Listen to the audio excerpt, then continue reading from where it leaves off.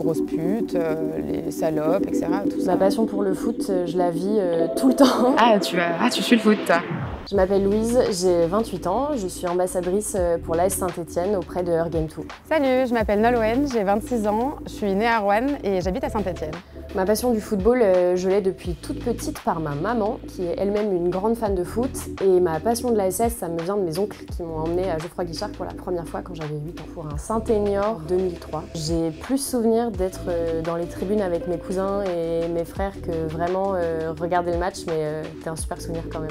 C'est familial, c'est mon père qui a suivi l'épopée et donc il m'a emmenée au stade quand j'étais toute petite et je ne l'ai jamais quitté depuis. J'ai jamais arrêté depuis que j'ai commencé à venir, que j'avais 6-7 ans, donc ça va faire une vingtaine d'années que je viens au stade quasiment tous les week-ends. C'est une association anglaise fondée à la base par un groupe de jeunes femmes fans de foot qui ont décidé à leur échelle de lutter contre les violences sexistes et sexuelles en tribune. Dans les stades, même s'il y a de plus en plus de femmes, il y a quand même encore une immense majorité d'hommes. Ça en dérange certains, que notre place n'était pas au stade, tout ce qui est le ménage, la cuisine, ça c'est des choses très redondantes. Mais ça va parfois au-delà de ça, c'est des gestes, c'est des mains qui n'ont pas à être où elles sont mises et c'est des images assez violentes à voir. J'ai déjà entendu des insultes, j'ai déjà entendu des propos très déplacés, très agressifs, très vulgaires. Oui, les grosses putes, les salopes, etc. Tout ça, le fameux package de la supportrice. Quand on me demande de me justifier de mon amour pour le foot et de ma présence dans un stade, je me justifie pas, j'ai pas à le faire. Je suis aussi légitime que tous les hommes à être ici et à en parler et à aimer ce sport, donc j'y vais. Et je me dis en fait que plus j'en parle, plus je vais être légitime.